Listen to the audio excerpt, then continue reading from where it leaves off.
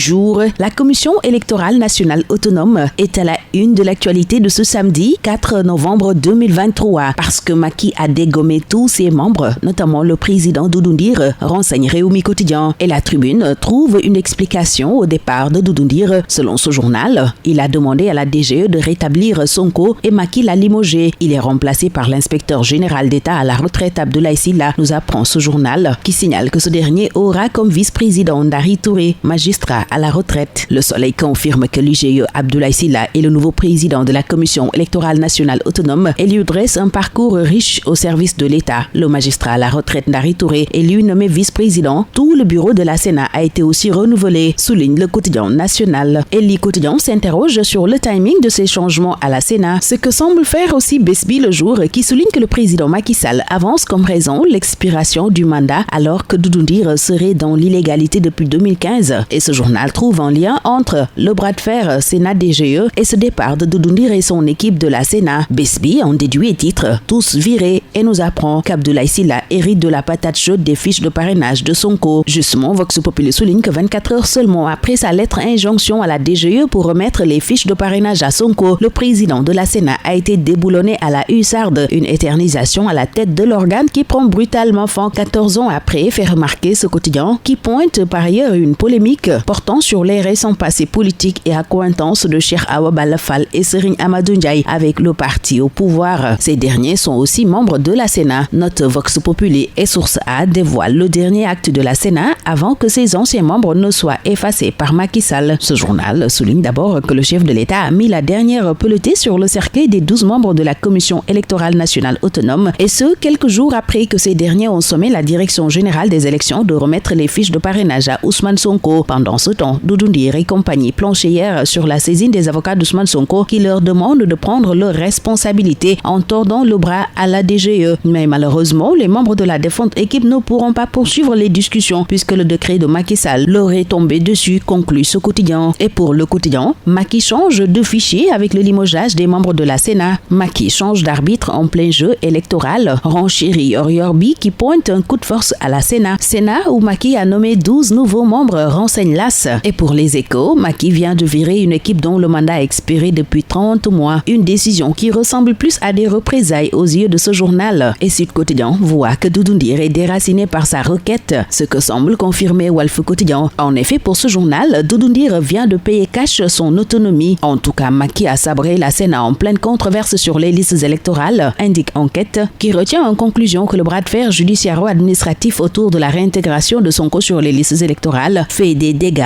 Le départ de Doudou Ndir était prévu, dit-on, selon ce journal, où Thierno Bocoum juge inadmissible la manière dont le président Macky Sall intervient dans le processus électoral et la procédure à la Cour suprême concernant la décision du juge Sabassi Faye se poursuit. Besbi nous apprend que le pouvoir en cassation sera jugé le 17 novembre et ce journal nous apprend qu'hier 3 novembre, Mamoudou Ibra Kane a retiré sa candidature, une manière pour lui de dénoncer la désacralisation de la fonction présidentielle. Le quotidien confirme que c'est le grand nombre de candidats déclarés à la candidature de la présidentielle 2024 qui a poussé Mamoudou Ibra Kane à renoncer à sa candidature. Le journal de Madiambal Diagne en déduit que demain c'est en différé. Amadou Balu, pendant ce temps, est vu par l'info comme un candidat gâté. Ce journal souligne que son principal challenger est emprisonné, ses adversaires bloqués et neutralisés. Couvé par le président de la République Macky Sall, dont le projet de 3e mandat a été complètement anéanti par son rejet par les Sénégalais dans leur globalité. Tout est offert à Amadou Ba sur un plateau d'argent, constate et fait remarquer ce journal, au moment où dans le journal Observateur, Souleymane Ndiaye tire à vue. Le directeur général de la SAPCO qualifie tous les dissidents de Benno Bokk Yakaar de traîtres avant de faire savoir que la SAPCO peut reprendre les terres attribuées à Akon. À Kaolack, pendant ce temps, le procureur corse la procédure contre les prévenus dans l'affaire du cadavre d'un présumé homosexuel brûlé. 5 personnes ont été placées sous mandat de dépôt et 10 sont en attente, souligne ce journal, qui informe par ailleurs que le SAEMS-QSEMS se radicalise et décrète